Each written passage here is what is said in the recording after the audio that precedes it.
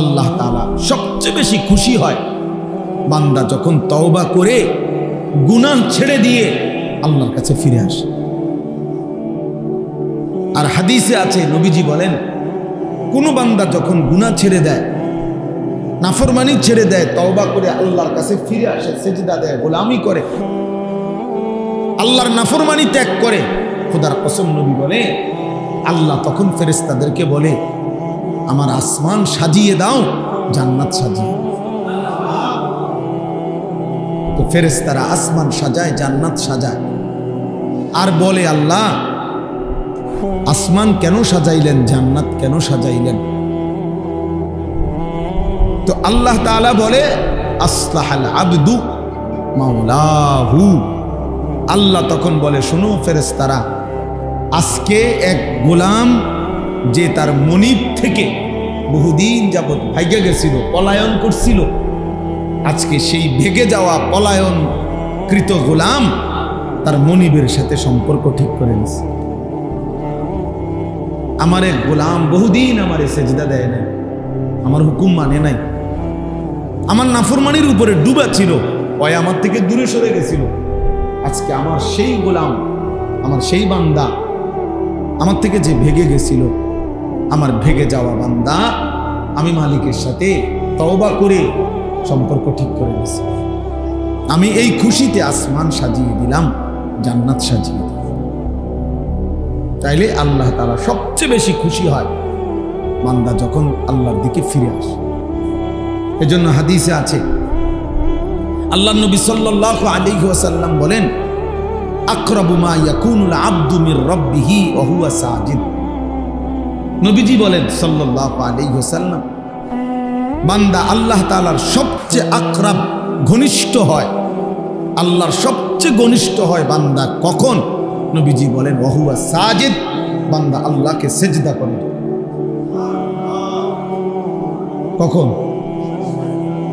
ওয়া হুয়া সাজিদ, যখন সে সিজদা। আমার শায়েখ আল্লামা মুফতি মুশতাকুর নবী সাহেব বলে, আল্লাহ যখন বান্দা যখন আল্লাহকে সিজদা করে, তো আল্লাহ মহব্বতে ওই বান্দার মাথায় পিঠে হাত বুলায় দেয়, আদর করে দেয়, আদর করে দেয়। আল্লাহ যেন বলে, বান্দা আমার সিজদা দিলা, যাও বান্দা, খুশি হলাম, খুশি হলাম। এজন্য নামাজ যার কপালে জোটে না, তার কপালের উপরে লানত। যার কপালে সিজদা নেই, থু তো তোর কপালে, থু তোর কপাল, লানত তোর কপাল, লানত। তোর কপালে সিজদা জোটে না, তোরে আল্লাহ বানাইলই কেন? যার কপালে সিজদাই জোটে। এমন বলবেন যে আপনি হুজুর লানত দিলেন, হ বেটা, আল্লাহ লানত দিছে। ওয়া ইন্না আলাইকাল লা'নাতা ইলা ইয়াউমিদ দ্বীন।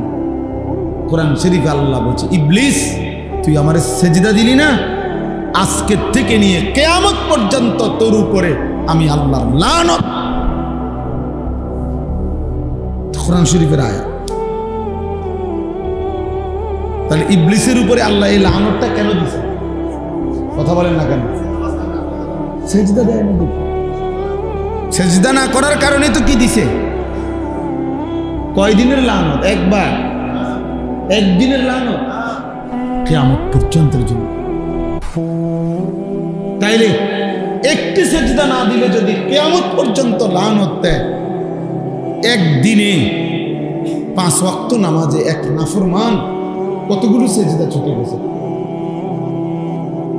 ফজরের নামাজের 4 রাকাত নামাজে 8টা সিজদা, জোহরের যদি 10 রাকাতও ধরি 20টা সিজদা, আসরের যদি 4 রাকাতও ধরি 8টা সিজদা, মাগরিবের যদি 5 রাকাতও ধরি 10টা সিজদা, এশার নামাজের যদি 9 রাকাতও ধরি 18টা সিজদা।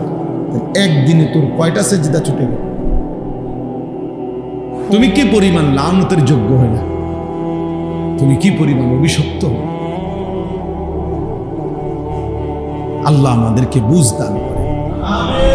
এই জন্য প্রিয় ভাই, বাবা, আমি এই জন্য প্রথমেই বলে নিলাম, 10 জন হোক, 5 জন হোক, 50 জন হোক, এটা কোনো কথা না। এক আল্লাহর বান্দার ফিকিরও বলা দরকার, একজনের জন্য আল্লাহর কথা শোনানো দরকার, ইসলাহ দরকার, সংশোধন দরকার। এই বলতে বলতে, শুনতে শুনতে, বারবার বলতে বলতে বলতে বলতে ঠিক কখন কার পরিবর্তন হবে, ঠিক কখন কোন দিন কে বদলে যাবে, সেটা মূলত আল্লাহর ফয়সালা।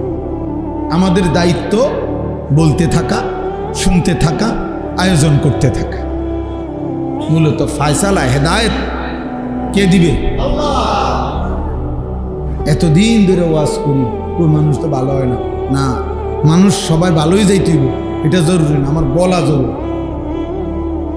হুজুরে যেমন 10 বছর ধরে মাহফিল করি, কই মানুষের তো কোনো পরিবর্তন দেখি না, এই জন্য আর মাহফিল করতাম না। তো আর মাহফিল না করলে 10 বছর, এবার যেহেতু 10 বছর করেও দেখছেন ভালো হয় না, তো না করলে 10 বছর তো ভালো হয়ে যাবে। ভালো হয়ে যাবে। আমার দায়িত্ব তো এটা না।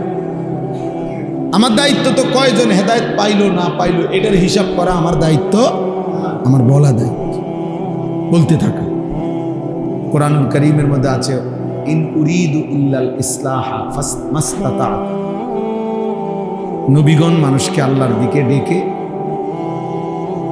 তো এই কথা বলতেন যে, হে আমার জাতি, এই যে দিবানিশি তোমাদেরকে ডাকতেছি, এর উদ্দেশ্য তোমাদের সংশোধন, আর কিছুই না, তোমাদের জীবন গঠন।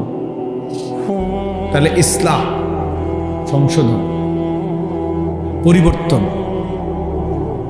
জিন্দিগি আল্লাহ এবং রাসূলের রঙে গঠন, আখিরাতের আলোকে জীবন সাজানো, এটা খুব জরুরি। এটা একজন মানুষের, একজন মুমিনের প্রধানতম ডিউটি, প্রধান ডিউটি, নিজেকে আল্লাহ তাআলার হুকুমের অনুগত করা, জীবন গঠন করা। ইয়া আইয়ুহাল্লাযীনা আমানু আলাইকুম আনফুসাকুম। কোরআনুল কারীমের মধ্যে আছে, হে ঈমানদারগণ, তোমরা প্রত্যেকেই নিজেকে আঁকড়িয়ে ধরো। তার মানে নিজেকে গড়ে তোলো, নিজেকে সাজিয়ে তোলো, ঈমান আমলের রঙে নিজেকে সাজাও। লা ইয়াদুররুকুম মান দাল্লা ইযা ইহতাদাইতুম। যদি তোমরা নিজেদেরকে হেদায়েতের উপরে উঠাইতে পারো, তো পৃথিবীর আর কেউ তোমাকে পথভ্রষ্ট করতে পারবে না। আমি যদি বিশ্বাস করি ঈমান আমল আমার জিন্দেগি, আমার দিলের মধ্যে যদি আখিরাত বসে, কবরের ভয় বসে, গোটা পৃথিবী ল্যাংটা হোক, গোটা পৃথিবী নাফরমানিতে ডুবে যাক, আল্লাহ বলতেছে তোমারে আর কেউ পথ হারা করতে পারবে। তাহলে এমন অসংখ্য মানুষ দেখেন যে একটি সমাজের চারদিকে অসংখ্য অগণিত মানুষ নামাজ পড়ে না, কিন্তু কিছু মানুষ আছে এর ভিতরে দিয়েই প্রতিদিন 5 ওয়াক্ত নামাজ পড়ে। তো সে এটা বুঝছে, এটা আমার জিন্দেগি। কলেজ ইউনিভার্সিটি তো আমাদের পরিচিত এমন অসংখ্য ছেলে আছে যেখানে চারিদিকে গুনাহ এবং ছেলে মেয়ে নারী পুরুষের অবাধ চলাফেরা, এর মাঝখানেও সে শতভাগ তার চোখ নামায়া রাখে, নিজেকে হেফাজত করে, 5 ওয়াক্ত নামাজ পড়ে। আলহামদুলিল্লাহ, এরকম অসংখ্য ছেলে আমাদের পরিচিত আছে। তাহলে কারো দিলের মধ্যে যখন আখিরাত ডুবে যায়, ঢুকে যায়, তো চারিদিকের সকলের নাফরমানিও তাকে আর প্রভাবিত করতে পারে। এমন অসংখ্য মানুষ আছে যাদের চারিদিকের সব ঘরে টেলিভিশন চলে, কিন্তু 40 বছর, 30 বছর, 50 বছরে তার ঘরে তার বিবি বাচ্চা এবং সে, তারা কোনোদিন টেলিভিশন দেখে না, এমন নাই। আলহামদুলিল্লাহ। এই জন্য আল্লাহ তাআলা বলছে,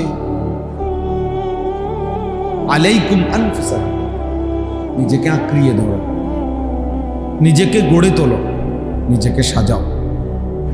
তাহলে গোটা পৃথিবী মিলে কেউ আর তোমাকে পথভ্রষ্ট করতে পারবে, কেউ না। হযরত মাওলানা তারেক জামিল সাহেব, পৃথিবী বিখ্যাত মুবাল্লিগ, দাঈ। তো উনি বলেন যে আমি আমার দীর্ঘ 30-35 বছরের জীবনে গোটা ইউরোপ আমেরিকা সহ সমস্ত দেশে, এমনকি এক এক দেশের প্রতিটা স্টেটে প্রদেশে আমি সফর করছি, দিনকে দিন, বছরকে বছর, রাতকে রাত। কিন্তু উনি বলেন যে আমি আল্লাহকে সাক্ষী রেখে বলতে পারি, আমার এই নজর এই দীর্ঘ 25 বছর 30 বছরের জীবনে ইচ্ছা করে কোনো বিভিন্ন নারীর দিকে তাকায়। অথচ যেখানে উলঙ্গপনা, বেহায়াপনা স্বাভাবিক, যেখানে পর্দা কিংবা ঢেকে ঢুকে চলা অস্বাভাবিক, সেইখানে ওইখানের ব্যাপারে উনি বলতেছে, ওইখানে থাকার চলার পরেও, যাওয়ার পরেও আমি আমার নজর হেফাজত করছি। তাইলে এই জন্য বললাম, আল্লাহ তাআলা বললেন আলাইকুম আনফুসাকুম, নিজেকে গঠন করো। আমরা কিতাবে পড়ছি একজন নওজোয়ান তাগড়া যুবক মুসলিম মুজাহিদকে খ্রিস্টান সৈন্যবাহিনী গ্রেফতার করছে। তো গ্রেফতার করার পরে উনি অনেক বেশি সুন্দর, সুঠাম, চমৎকার দেহ ছিলেন। তো খ্রিস্টান সেনাপতি ওই যুবক মুজাহিদকে দেখে আকৃষ্ট হয়েছেন, নিজের মেয়েকে এই ছেলের কাছে বিবাহ দিবেন এরকম ভাবছেন। তো চিন্তা করছে আগে তাকে যে কোনো প্রলোভনে খ্রিস্টান বানাই, চেষ্টা করি, তারপরে তার কাছে মেয়ে বিয়ে দিই। বহুভাবে ওনাকে প্রলোভন দিছে, হুমকি ধমকি দিছে, উনি কোনোভাবেই মাথা নোয়ায়নি। শেষ পর্যন্ত বন্দি করছে। আমরা উর্দু কিতাবে পড়ছি ওই যুবক মুজাহিদ এবার ওনার কামরার মধ্যে ওই সেনাপতি তার সুন্দরী মেয়েকে একাকী দিয়ে দিছে, আর বলছে তুমি তোমার রূপ যৌবন দিয়ে যে কোনো ভাবে তাকে গুনাহে বাধ্য করবে। তো 3 দিন ওই মেয়ে ওই ঘরে ছিল। 3 দিন পরে সে বের হয়ে তার বাবাকে বলছে যে হে বাবা, নিশ্চিত ইন্নাহু হাজারুন আম শাজার, এই যুবক নিশ্চিত হয় পাথর নয়তো কোনো গাছ। সে আসলে কোনো মানুষ না, মানুষের কোনো অস্তিত্ব, প্রাণ, অনুভূতি তার মধ্যে নেই।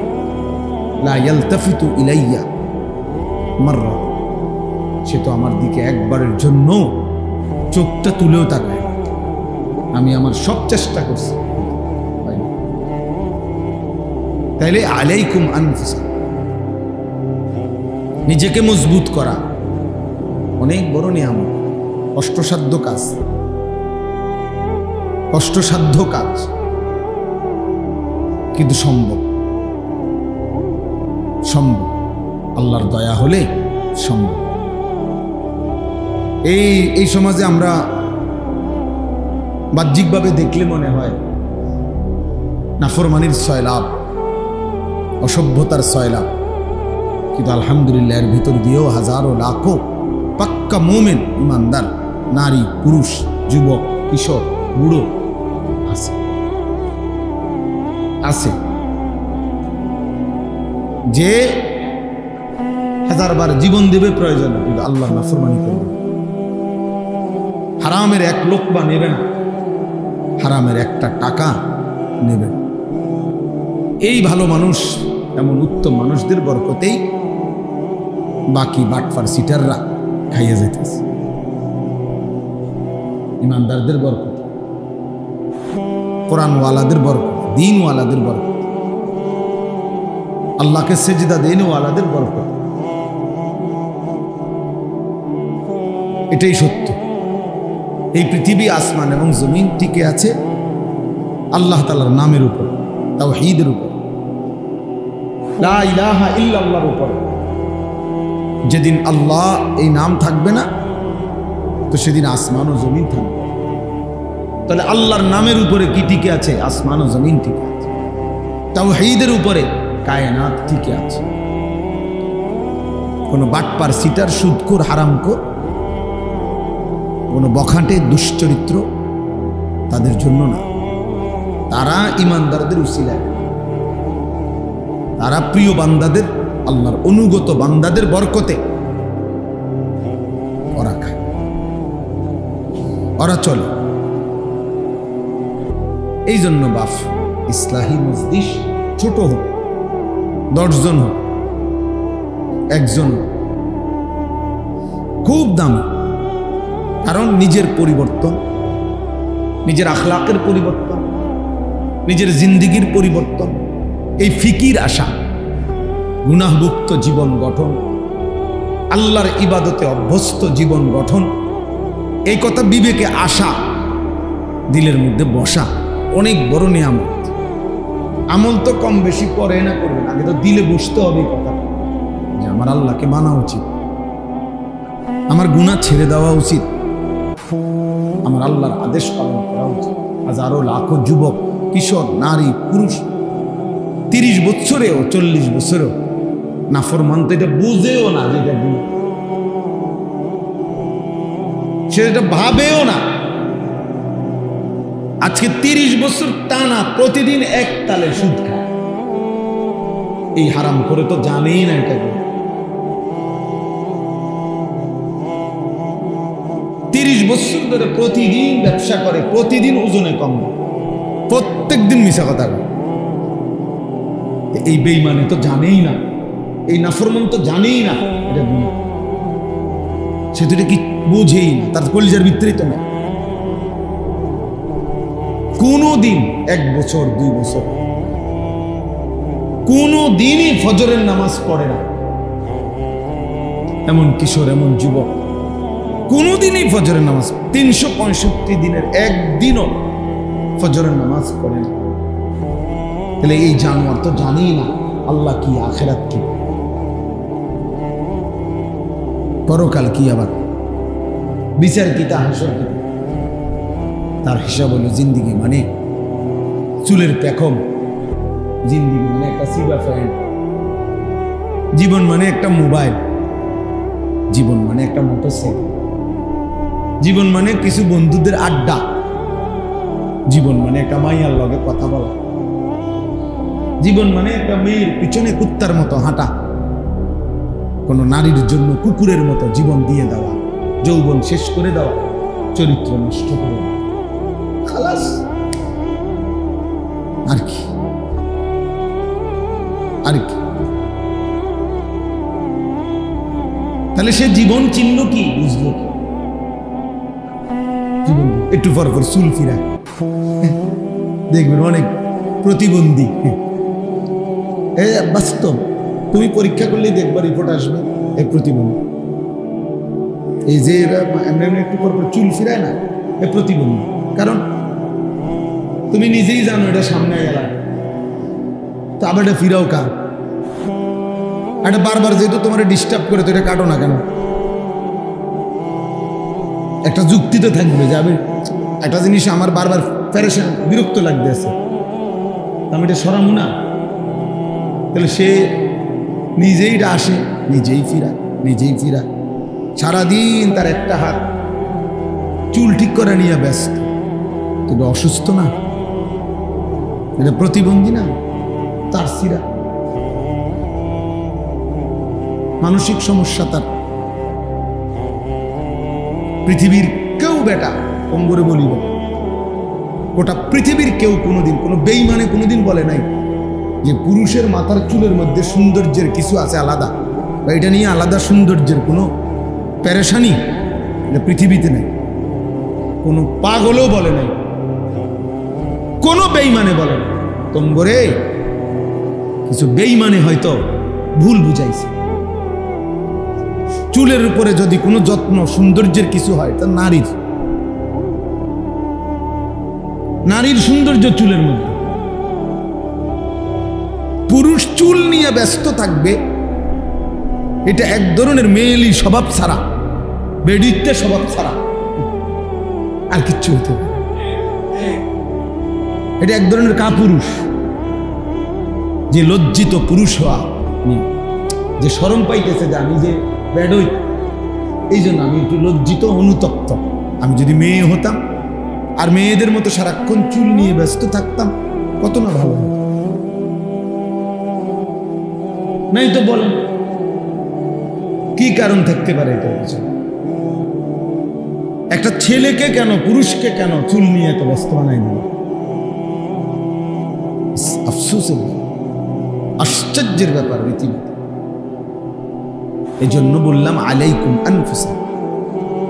ইসলাহি মজলিসের মূল ফিকির নিজের সংশোধন, জিন্দিগির সংশোধন, জীবনকে সুন্দর করা। এটা খুব ভালো, খুব ভালো উদ্যোগ।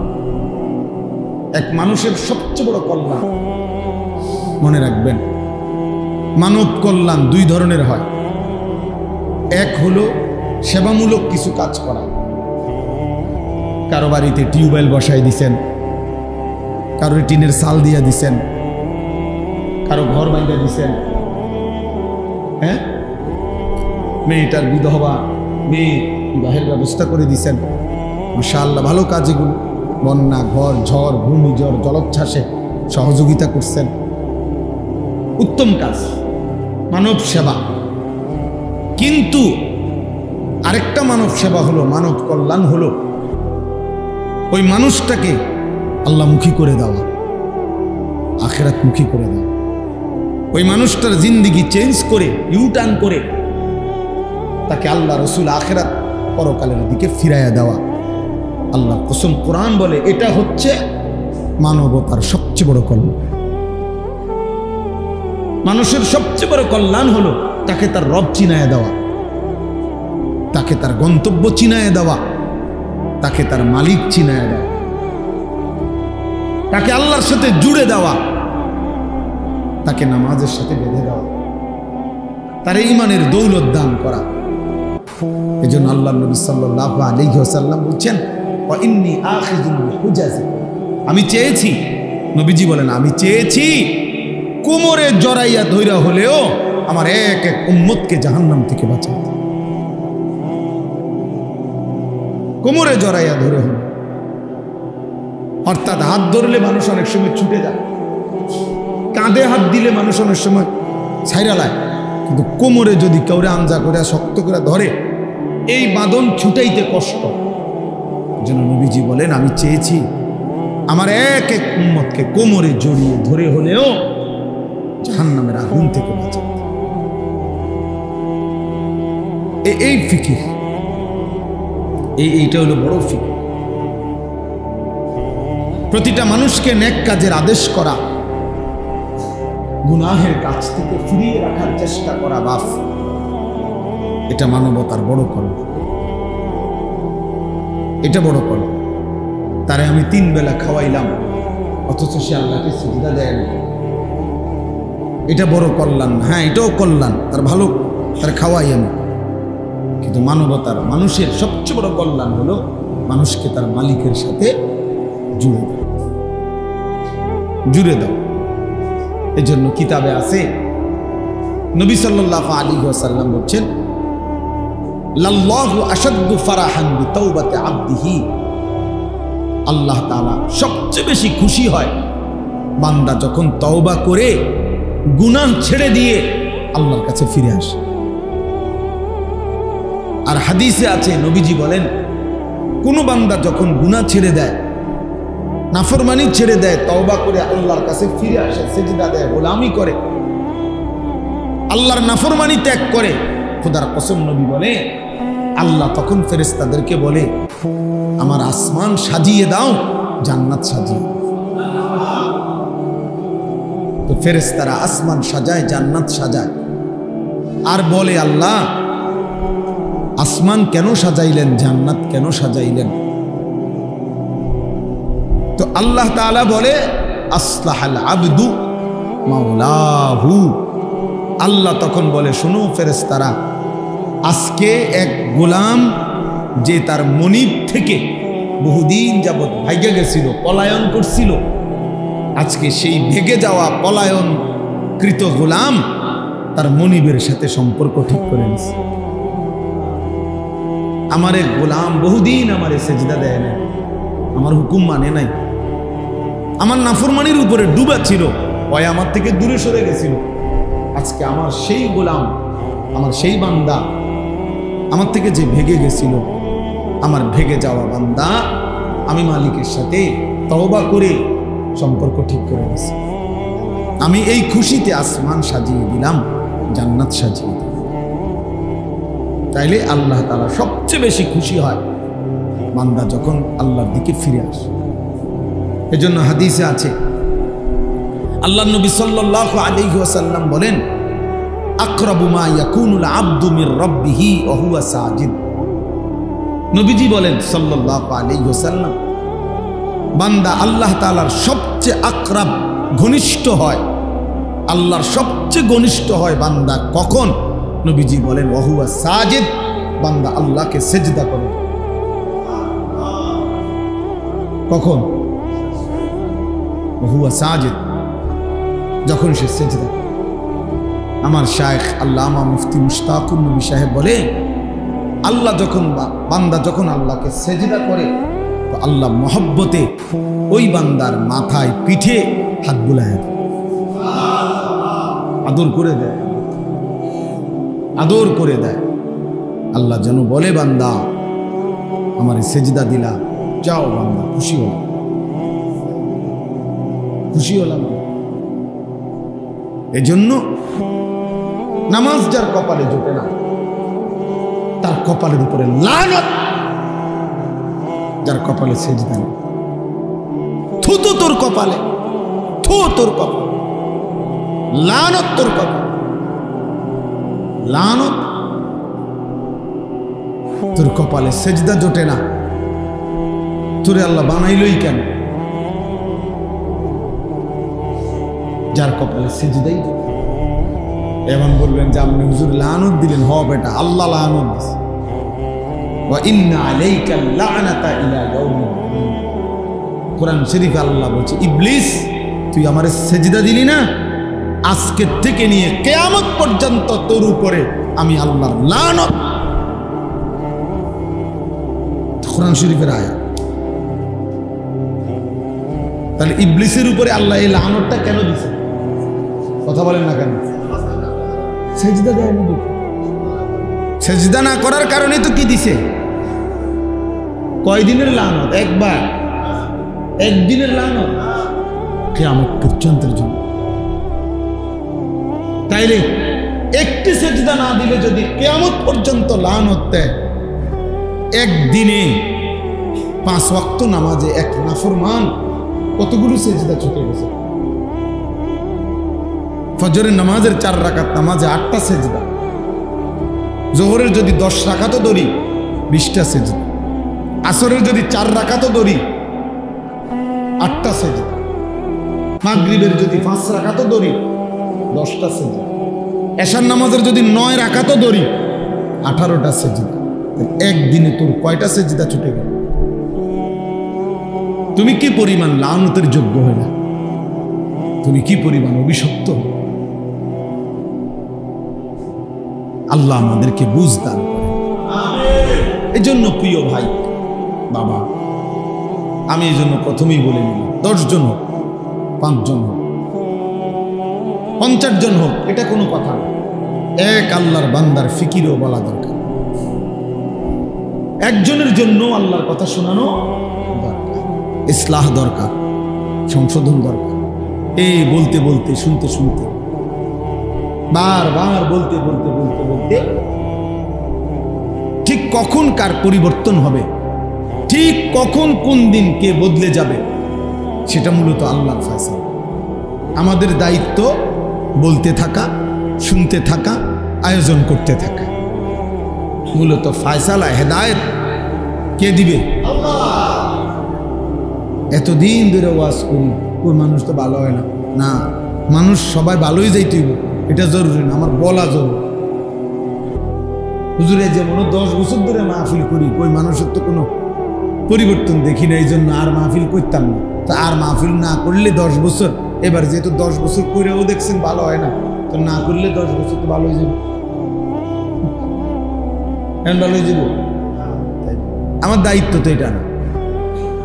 আমার দায়িত্ব তো কয়জন হেদায়েত পাইলো না পাইলো এটার হিসাব করা আমার দায়িত্ব, আমার বলা দায়িত্ব, বলতে থাকা। এই জন্য আপনারা রাসেল ভাই সহ আমারে বলছে, আমি গেট দিছি, বাকিরাও আমি হয়তো সবাইকে চেহারা তো চিনি আলহামদুলিল্লাহ। আপনাদের এই হিলফুল ফুজুল নামে আপনাদের এই আয়োজন আপনারা ধারাবাহিক করবেন, ধারাবাহিক। 5 জন যদি আপনাকে সদস্য হন, আপনারা আগে নিয়ত করবেন যে দোস্ত আগে ওয়াদা করো আমরা 5 জন শুনবো কিনা।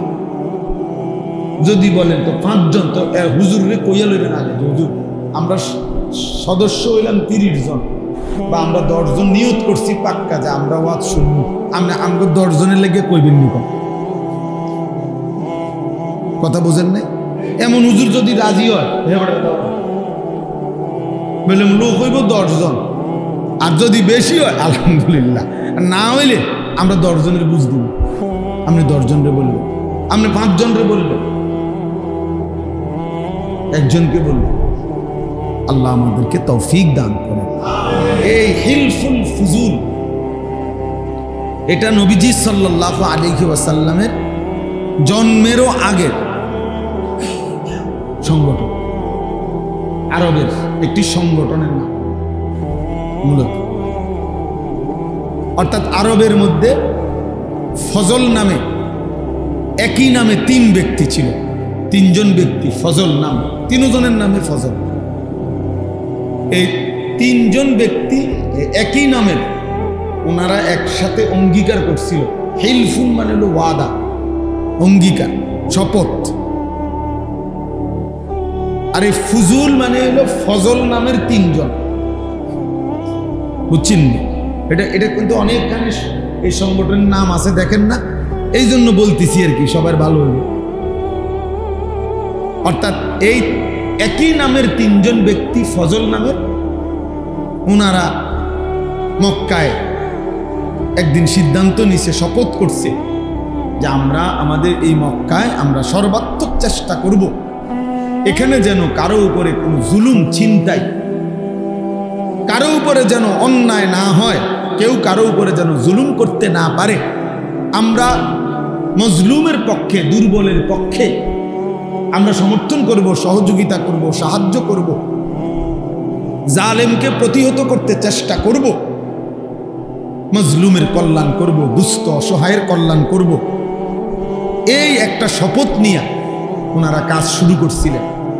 পরবর্তীতে বহু মানুষ এর সাথে যোগ হয়েছে এবং খোদ নবুয়ত পূর্ব মানে 40 বছরের আগেই আমাদের নবী সাল্লাল্লাহু আলাইহি ওয়াসাল্লামও এই ইনাদের এই হিলফুল ফুজুলের সাথে সক্রিয়ভাবে অংশগ্রহণ করেছে।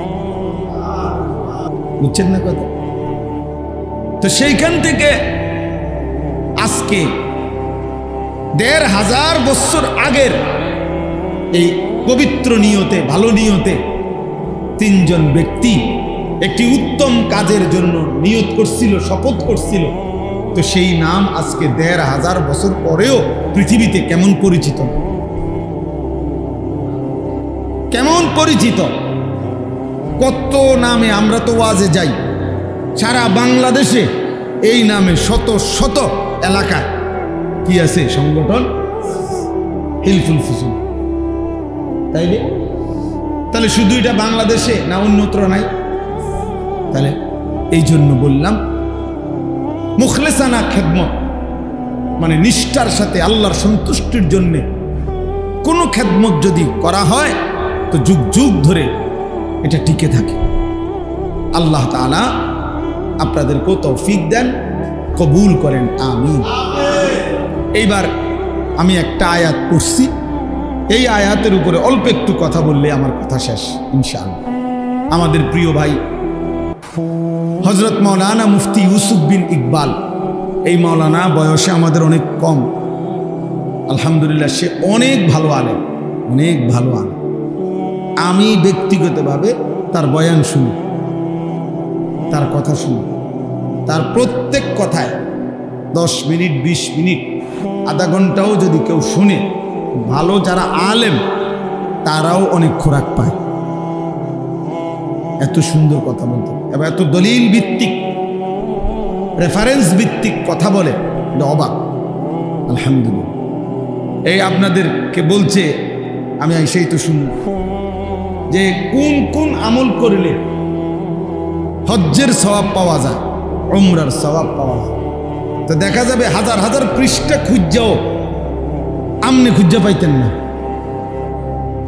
অসংখ্য হাদিসের কিতাব খুঁজাও আমনে এগুলোর একসাথ করতে পারতেন না। কিন্তু আলহামদুলিল্লাহ উলামায়ে কেরাম আপনাদের কাছে যুগ যুগ ধরে আলেমরা পুরা কোরআন, পুরা হাদিস, পুরা দ্বীনকে একসাথ করে গবেষণা করে যুগে যুগে উম্মতের সামনে, উম্মতের উলামায়ে কেরামরা মানুষের জীবন চলার দিক নির্দেশনা, আখিরাতমুখী কল্যাণমুখী দিক নির্দেশনা দিয়ে যাচ্ছে। এটা উলামায়ে কেরামেরই একমাত্র খেদমত, যেটা এই পৃথিবীর আর কেউ করতে পারেও নাই, পারবেও না। কেউ পারবে না। কোন জেনারেল শিক্ষিত ব্যক্তি পুরা কোরআন সামনে নিয়ে, নবীজির সমস্ত হাদিসকে সামনে নিয়ে, পূর্বাপর সমস্ত কিছু বিশ্লেষণ করে উম্মতকে সঠিক দিক নির্দেশনা দেওয়া, এটা একমাত্র উলামায়ে কেরামেরই বৈশিষ্ট্য। এটা উলামায়ে কেরামেরই বৈশিষ্ট্য, বিশ্বাস করে। এজন্য উলামায়ে কেরাম থেকে বিচ্ছিন্ন হওয়া, উলামায়ে কেরাম থেকে বিচ্যুত হওয়া, ওই মানুষগুলো, ওই ব্যক্তিগুলো নিশ্চিত মনে রাখবেন, ওরা সঠিক রাস্তা, গন্তব্য, মঞ্জিল পাবে না, মাঝখানে কোথাও না কোথাও হুচট খাইয়া পড়ে যাবে, পড়ে যাবে। প্রত্যেক সময়ে মনে রাখবেন, সর্বসময়ে কিছু মানুষ, কিছু ব্যক্তি, কিছু গোষ্ঠী প্রকাশ্যে কিংবা গোপনে সর্বদাই তৎপর থাকে, যারা উলামায়ে কেরামের বিরোধিতা করার জন্য সচেষ্ট। কারণ হলো তারা জানে মানুষ যত বেশি উলামায়ে কেরামের সাথে থাকবে, উলামায়ে কেরাম থেকে শুনবে, তত বেশি প্রকৃত দ্বীন, প্রকৃত ইসলাম, প্রকৃত আমল, প্রকৃত জীবন গঠন করতে পারবে।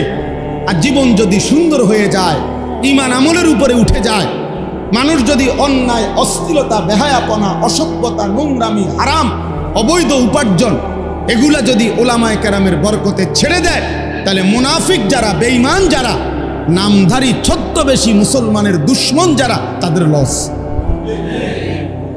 তাদের লস।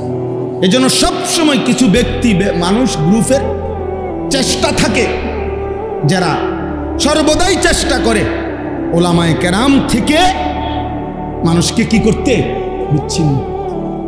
হ্যাঁ, আপনার নারী সংস্কার কমিশন, যেটা নিয়ে সারা বাংলাদেশ প্রতিবাদ করছে, বাংলাদেশের উলামায়ে কেরাম সহ ন্যূনতম ঈমান আছে, আমল আছে এমন বিবেকবান মুসলমান নারী পুরুষ প্রত্যেকেই বলছে যে কোরআন সুন্নাহ বিরোধী। এখানে অসংখ্য ধারা প্রতিবেদনে লিখছে তারা, যেটা প্রকাশ্যে আল্লাহর কোরআন বিরোধী, রাসূলের সুন্নাহ বিরোধী, এটা স্পষ্ট বলছে। উলামায়ে কেরামও দেখায় দিছে, সাধারণ বিবেকবান মুসলমান, ইমানদার মুসলমানও এটা দেখছে, শুনছে, জানে। কিন্তু অল্প কিছু নারী, নারী নামের কলঙ্ক, এরা আপনার গোটা জাতিকে বিদ্রুপ করে উলামায়ে কেরাম এবং ইসলাম এবং ধর্মের বিরোধিতা করে। তারা ধর্ম, আলেমদের বক্তব্য, কোরআন সুন্নাহর বক্তব্য সব কিছুকে প্রত্যাখ্যান করে তাদের দাবি যে নারীর অধিকার, মর্যাদা, তারা যা বলে, তারা যা চায়, নারী যা বলবে, নারী যা চাইবে, সেই অধিকারে তাকে দিতে হবে, তাদের বক্তব্য। আর তাদের পক্ষে সমর্থন করে এমন কিছু নামধারী, মুখোশধারী মুসলমান আছে, নাউজুবিল্লাহ। এই 2 দিন হয় বাংলাদেশের কিশোরগঞ্জের একজন নেতা, পুরান নেতা, বুড়া নেতা, এই পর্যন্ত কয়েকবার ডিগবাজি দিছে, দল বদলাইছে, এই পর্যন্ত বহু দল বদলাইয়া তাই নিয়ে প্রকাশ্যে টকশোতে আপনার 2 দিন আগে এই অসভ্য বেয়াদব প্রকাশ্যে সারা পৃথিবীকে সামনে রেখে ওলামায়ে কেরামকে তুচ্ছ তাচ্ছিল্য এবং ব্যঙ্গ বিদ্রুপ করেছে। আজীব হবে। সে বলছে আমরা 500 টাকার মৌলবী, আমরা 1000 টাকার নাকি মৌলবী। আমগরে 500 টাকা দিলে আমরা ওয়াজ বদলায় ফেলি, আমরা ফতুয়া বদলায় ফেলি। নারীদেরকে বলছে তোমরা এই মোল্লাদের সন্তান পেটে ধারণ করবা না। এত বড় জঘন্য বেয়াদব বাংলাদেশে আরেকটা কেমনে জন্ম নিয়া এই ফ্যাসিস্ট পরবর্তী 5ই আগস্ট যেই সময় জালেম পলায় গেল, এরপরে এই জালেম কেমনে থাকলো এটা আশ্চর্য লাগতেছে। এত বড় জঘন্য বেয়াদব, এত বড় ভয়ানক বেয়াদব। বয়স্ক মানুষ, বয়স 60 বছরের কম হবে না, সে একেবারে সে বলতেছে মোল্লাদের ইসলামের মধ্যে কোনো মোল্লাতন্ত্র নাই। ইসলাম এক জিনিস, মোল্লাতন্ত্র আরেক জিনিস। মানে আমরা মোল্লারা হইলাম এক জিনিস, ইসলাম আরেক জিনিস। তুই কি কইলি পাগল, কি কইলি তুই? হ্যাঁ কি বললা? এটা কথা হইল? এই জন্য ওলামায়ে কেরাম এটার তীব্র প্রতিবাদ করেছে। এমন জঘন্য বেয়াদব যেই দল লালন করে তাদের ভবিষ্যৎ খুব ভালো হবে না, ভবিষ্যৎ ভালো হবে না। এই নাফরমান ওলামা বিদ্বেষী, আলেম বিদ্বেষী, সে নিজেকেও ডুবাবে, তার দলটাকেও ডুবাবে শেষ পর্যন্ত। আশ্চর্য। এজন্য ভাইয়া একজন হইলেও মনে রাখবেন, উম্মতকে ওলামাদের থেকে, সর্বশ্রেণীর মুসলমানকে, মানুষকে আলেমে দ্বীন থেকে বঞ্চিত করার যেই কোনো ষড়যন্ত্র, যেই কোনো চেষ্টা, এটা আমরা ঘৃণা ভরে প্রত্যাখ্যান করা দরকার। এজন্য আপনাদের কাছে আমার অনুরোধ রইল, ওলামায়ে কেরাম যুগ যুগ ধরে আপনাদের কাছে দ্বীন পেশ করে, আল্লাহর কোরআন পেশ করে, রাসূলের সুন্নাহ পেশ করে। কয় টাকা উপার্জন আপনারা বলেন ইনসাফ করে? একজন মসজিদের ইমাম, একজন মসজিদের মুয়াজ্জিন, একজন মাদ্রাসার উস্তাদ, কয় টাকা উপার্জন তার? সামান্য কয় টাকা দিয়ে দিনের পর দিন। আমার একবার দাউদকান্দিতে এক মসজিদের ইমাম সাহেব, বিশ্বাস করেন কত আমনের মতো বয়সী হবে, বয়স্ক মানুষ, ইমাম সাহেব আমারে জড়ায় ধরা একদিন আমারে বলতেছেন যে হুজুর আমি আজকে 26 বছর এই মসজিদে ইমামতি করি, অল্প কয়টা বেতন পাই। কয় যে হুজুর আমি আমার বিবি বাচ্চার কত আবদার জীবনে পূরণ করতে পারি নাই অভাবের কারণে, কাইন্দা দিছে। কয় যে হুজুর আমার আল্লাহ আমারে, আমি 26 বছর এই মসজিদের খেদমত করি, একই মসজিদে, ছোট একটা মসজিদ। বলতেছে হুজুর আমার আল্লাহ আমারে, আমার তো দুনিয়ার কোন স্বপ্ন, বাচ্চাদের আশা আকাঙ্ক্ষা কত কিছু পূরণ করতে পারি নাই অভাবের কারণে, আমার আল্লাহ আমারে আখিরাতে দিবনি। আমি কি বলতাম? আমি জড়াইয়া ধরে ওনারে অনেক কাঁদছি, কাইন্দা বললাম হুজুর আমি, বলেন কি ইনশাআল্লাহ আল্লাহ আপনাকে এই পরিমাণ দেবে, সেদিন আপনি এবং আপনার পরিবার খুশিতে আনন্দে আত্মহারা হয়ে যাবে, আনন্দে আত্মহারা হয়ে যাবেন। আলেমে দ্বীন কখনো কারো উপার্জন মাসে 8,000 10,000 টাকা, আর ওই বেয়াদব সে নাকি নেতা।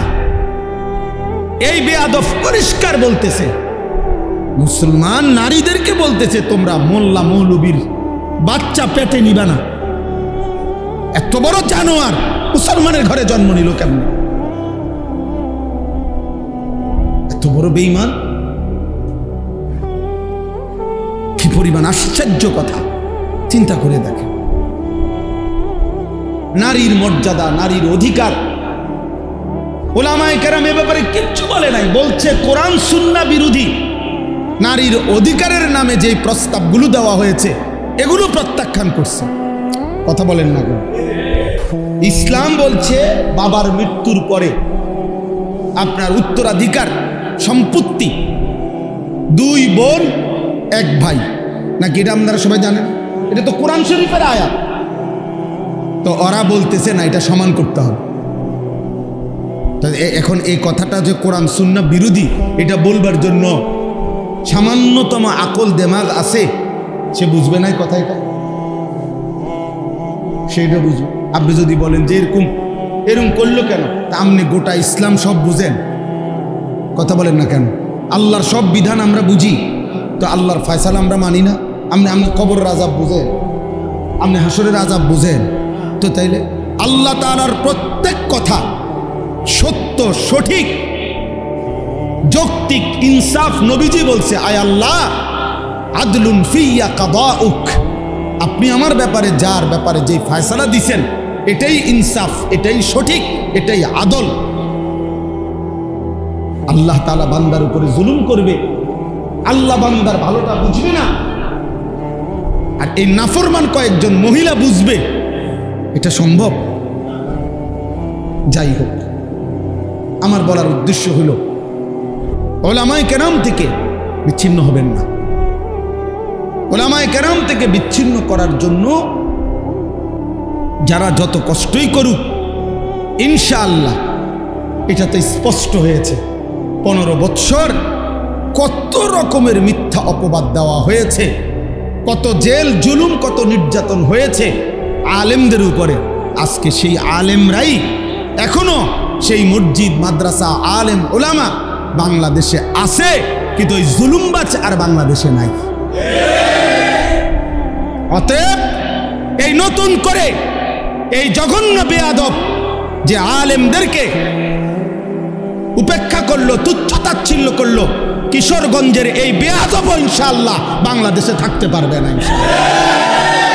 দেখেন, ইনশাআল্লাহ আল্লাহই বেইজ্জতি করবে, আসমানওয়ালাই বেইজ্জতি করবে ইনশাআল্লাহ। অতএব আপনাদের কাছে অনুরোধ, এভাবেই চলছে, এভাবেই চলছে।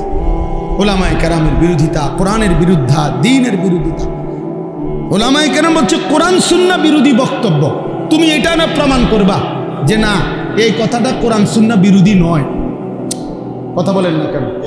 যে আমরা এটা লেখছি, এটা কোরআন সুন্নাহ বিরোধী নয়, এটা বুঝে দিলে তো, এটা জনগণকে বললেই তো যে হুজুররা মিথ্যা বলতেছে, না এটা কোরআন সুন্নাহ বিরোধী না, এটা কইলেই তো হয়। অথবা এটা বলেন যে কোরআন সুন্নাহ বিরোধী কথা বাংলাদেশের 95% মুসলমান মানতে হবে, এটা তো এটা কইয়া দেখো না, চাই না আমরা। এরপরে না আমাদের জনগণ মুসলমান প্রতিবাদ করে কিনা দেখা যাবে। মুসলমান তো এখনো মরে নাই, ইমানদার তো এখনো কি করে নাই, সবাই মরে নাই।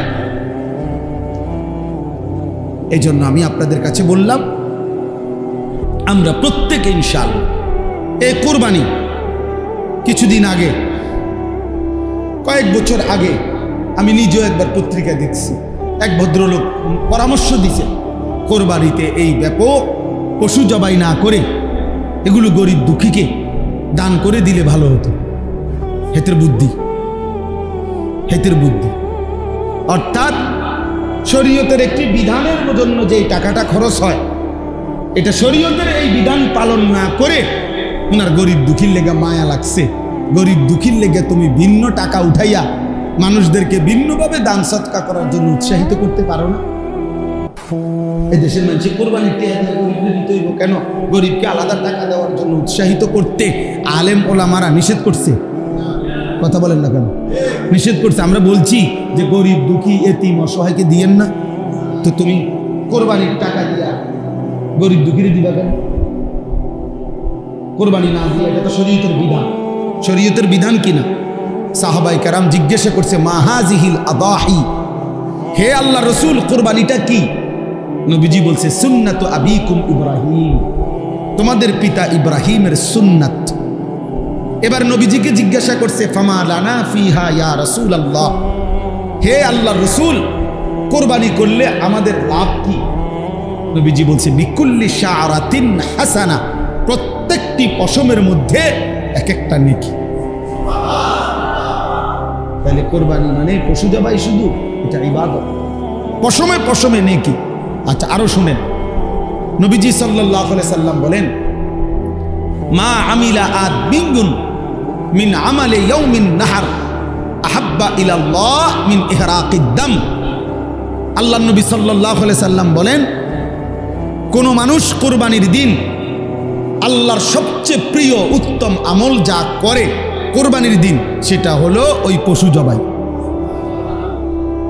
এরপরে নবীজি বলেন, এই হাদিসের 4টা অংশ, এই প্রথম অংশ বললাম।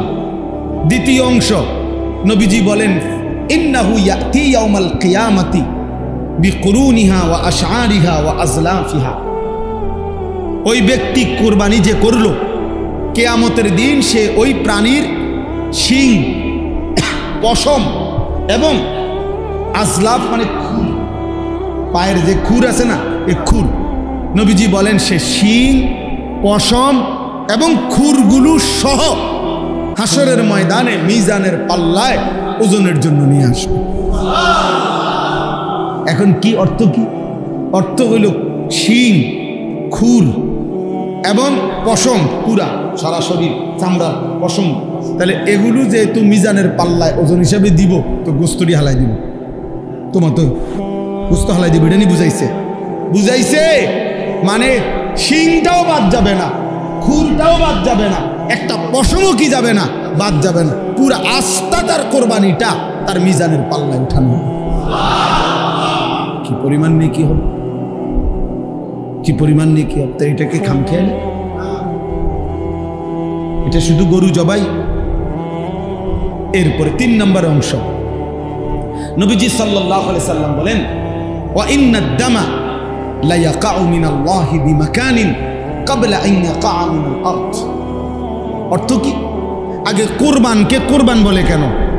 মানে এই যে পশু জবাই করার এই উৎসবটাকে, ইবাদতটাকে কি বলে? কুরবানি বলে। কুরবান অর্থ হলো, কুরবান শব্দটি আরবি, এই আমি যে আয়াত পড়ছি এখানে আছে, ইজ কাররাবা কুরবানান। তো কুরবান শব্দের অর্থ হলো কুরব, নৈকট্য অর্জন করা, কারো ঘনিষ্ঠ হওয়া। মানে কুরবানির মাধ্যমে সবচেয়ে কম সময়ে বান্দা আল্লাহর ঘনিষ্ঠ হয়, নৈকট্য অর্জন করে, এই জন্য কুরবানকে কুরবান বলা হয়। এখন সবচেয়ে কম সময়ে মানে কি, এটা আপনি ব্যাখ্যা দিলে বুঝবেন। ওই হাদিসের অর্থের জন্য বলতেছি, আপনি এমনি আগে বাংলায় বোঝেন, তাইলে হাদিসের তর্জমা বুঝতে সুবিধা হবে। মনে করেন একটা গরু, ছাগল, ভেড়া, বকরি, দুম্বা, মহিষ, এটারে মাটিতে শোয়াইল জবাইয়ের জন্য, কেমন? এখন আপনি বলেন, এই গলা আর মাটি, মানে যে গলাটা যে শোয়াইল জবাই করার জন্য, গলাতে তো কি লাগাবে? ছুরি দিবে। এখন গলার থেকে মাটি ব্যবধান করব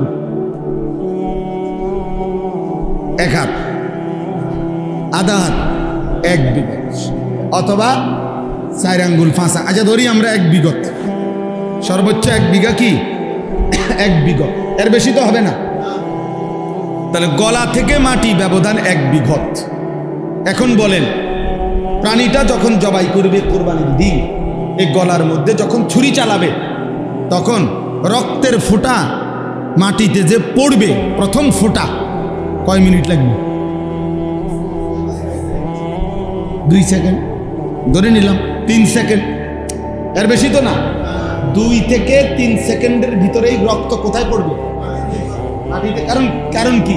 গলার থেকে মাটিতে একদম কাছে, ঠিক না? জবাইয়ের সাথে সাথে। এই নবীজি সাল্লাল্লাহু আলাইহি সাল্লাম বলেন, ওই হাদিসের অর্থ, কোরবানির দিন বান্দা যখন ওই প্রাণী জবাই করে, তো রক্তের প্রথম ফোঁটা জমিনে পড়বার আগেই 7 আসমানের ঊর্ধ্বে আল্লাহর আরশে পৌঁছে যায়। তাহলে 2 থেকে 3 সেকেন্ডের মধ্যে বান্দা আল্লাহর কি হয়ে যায়? ঘনিষ্ঠ। এই জন্য এটারে কোরবান। এত দ্রুততম সময় বান্দা আল্লাহর নৈকট্য হাসিল করে, এই জন্য এটাকে কোরবান। এই জন্য নবীজি বলেন, রক্ত মাটিতে পড়বার আগে আগেই আল্লাহর কাছে পৌঁছে যায়। ফাতিবু বিহা নাফসান। এবার নবীজি বলেন 4 নম্বর অংশ হাদিসের, নবীজি বলেন, অতএব তোমরা খুশি খুশি কোরবানি করো। কি কোরবানি করো? খুশি খুশি দিলে, খুশি খুশি খুশি। কি করুম আর, যা বেশি জন বিরক্ত করো রে, যা দিমু এবার আর কি করার আছে, এটা নিয়ে কোরবানি। প্রতি বছর দিয়ে আইতে আসি, হ্যাঁ 10 জনের লগে চলন লাগে, হ্যাঁ মানুষে কি মনে করব, যা দেও আর কি করার আছে, এটা নিয়ে কোরবানি। এই বুঝেন, যাক। আর এক উছিলায় মাইয়ের শ্বশুর বাড়ির থেকেও কিছু লোক খাওয়ানি বাকি রয়েছে, কথা বলে, হ্যাঁ দাও আরেক নাম্বার আয় দাও। এই উছিলায় মানুষ 200 খাওয়াই দিলাম, 100 খাওয়াই দিলাম, এটা নিয়ে কোরবানি? এটা ইবাদত। এটা কি? আল্লাহর নবীর জন্য বলছে খুশি খুশি কোরবানি। এটারে পেরেশানি মনে করো না, বিরক্ত মনে করো না, এটারে ঝামেলা মনে করো না, খুশি খুশি কোরবানি, খুশি খুশি কোরবানি করো। অতএব এবার আমার কথার সমাপ্তি। এই আয়াতের মধ্যে আল্লাহ তাআলা বললেন, ওয়াতলু আলাইহিম নাবা আবনাই আদম বিল হক।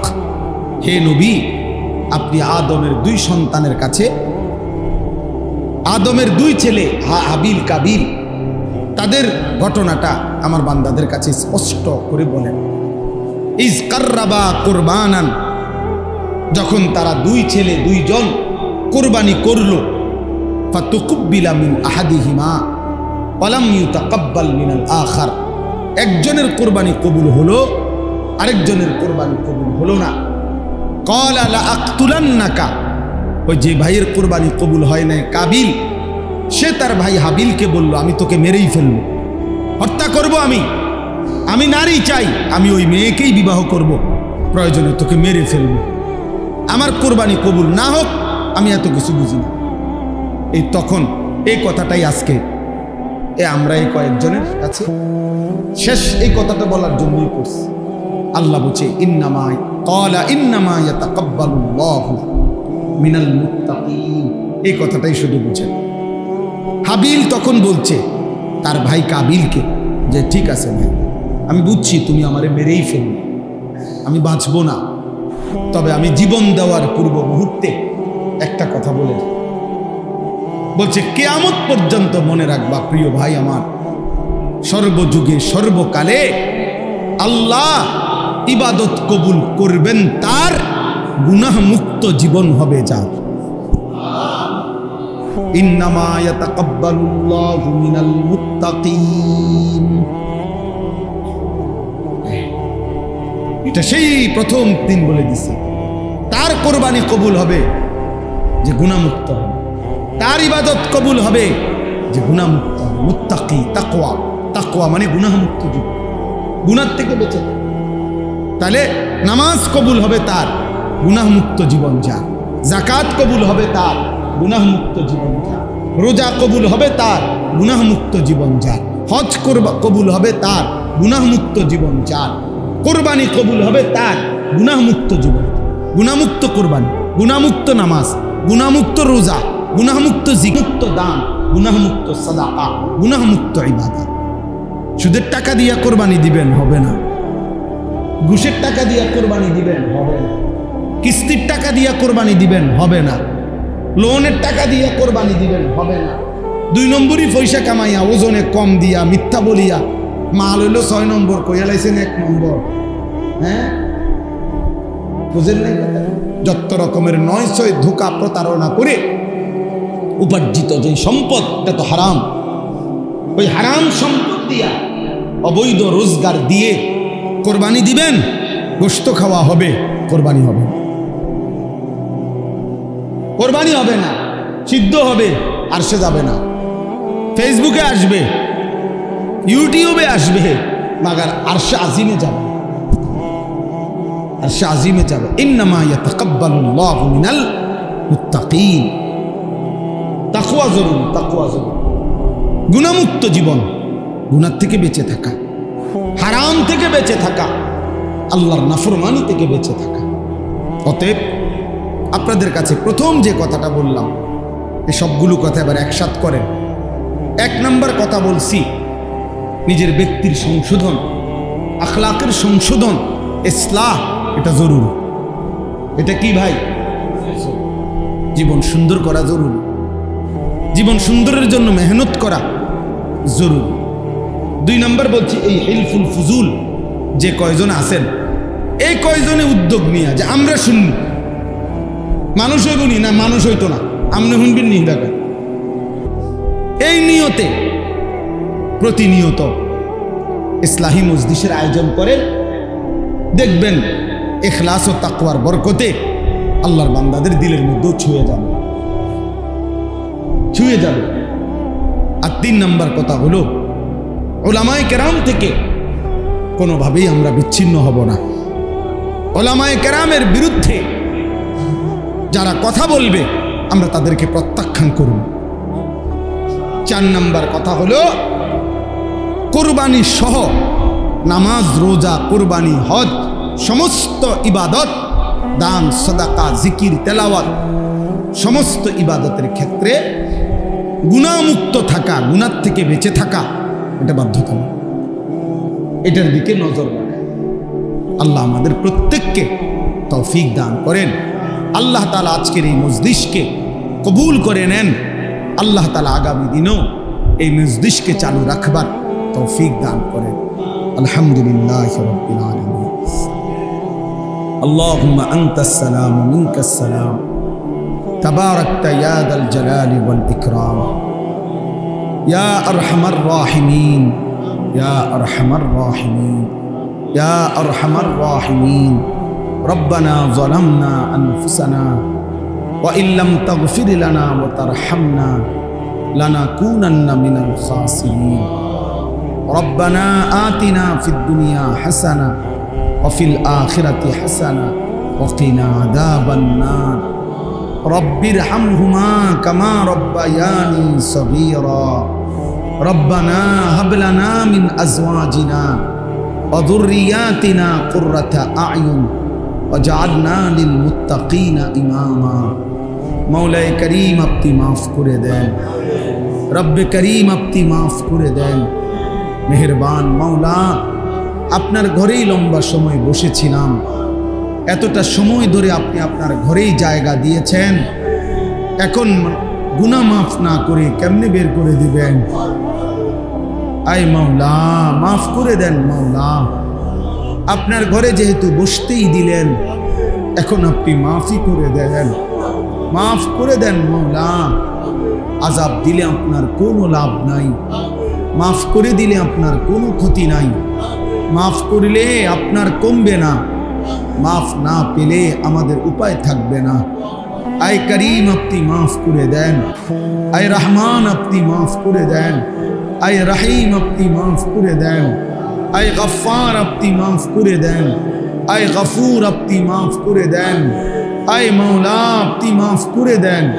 পেছনের সব গুনাহ মাফ করে দেন, আগামী জিন্দেগি আপনি সুন্দর করে দেন, ঈমান আমলের দৌলত দেন, ইজ্জত আফিয়ত দেন, তাকওয়া তহারত দেন, গুনাহ মুক্ত জীবন দান করেন, আপনার গোলামি করার তৌফিক দান করেন, জীবনটা সুন্দর করবার তৌফিক দান করেন, চুল, চেহারা, আখলাক, আমল সুন্দর করে দেন। আল্লাহ কিশোর যুবক ছেলেগুলোকে বদলে দেন, কিশোর যুবক ছেলেগুলোকে বদলে দেন, কিশোর যুবক ছেলেগুলোকে বদলে দেন। আল্লাহ এদের চেহারা সুন্দর করে দেন, এদের চুল মুসলমানের মতো স্বাভাবিক বানিয়ে দেন, এদের আখলাক সুন্দর করে দেন। আল্লাহ সেজদাওয়ালা কপাল বানিয়ে দেন, কাঁদনেওয়ালা চোখ বানিয়ে দেন, জিকিরওয়ালা জবান বানিয়ে দেন, মোহব্বতওয়ালা দিল বানিয়ে দেন, সুন্নতওয়ালা জীবন বানিয়ে দেন, বন্দিগিওয়ালা জীবন বানিয়ে দেন।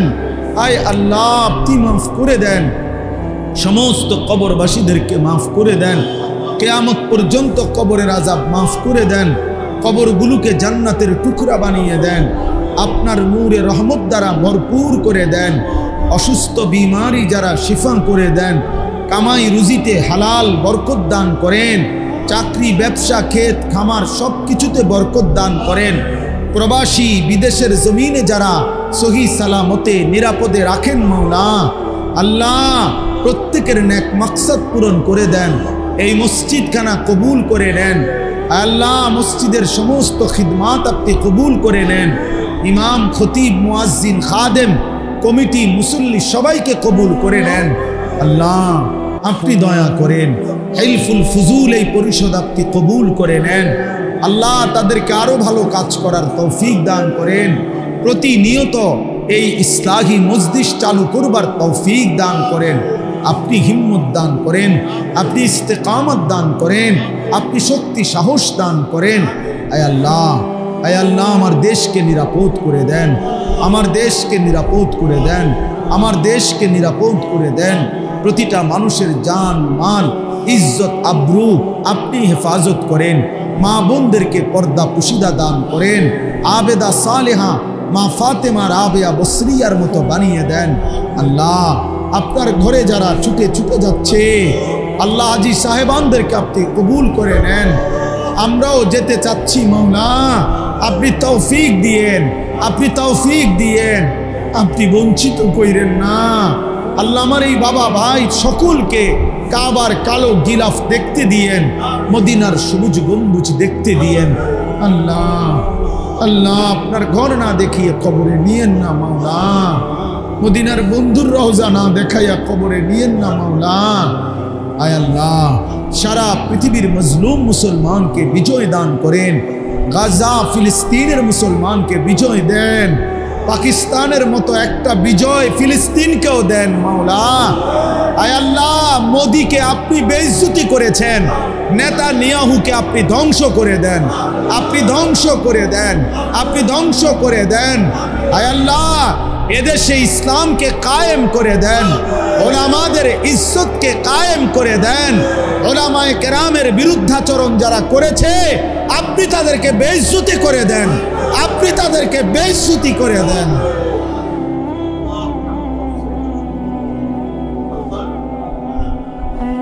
এই করিম,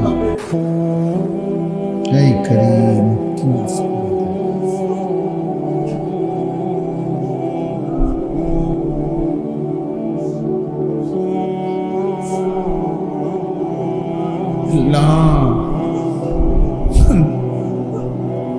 আপনি দেন মাওলা, ফিলিস্তিনের বিজয় দেন, গাজার বিজয় দেন, কাশ্মীরের বিজয় দেন, আরাকানের বিজয় দেন, মুসলিমের বিজয় দেন। আল্লাহ রব্বির হামহুমা কামা রব্বায়ানি সগীরা। সুবহানা রাব্বিকা রাব্বিল ইজ্জাতি আম্মা ইয়াসিফুন ওয়া সালামুন আলাল মুরসালিন ওয়ালহামদুলিল্লাহ।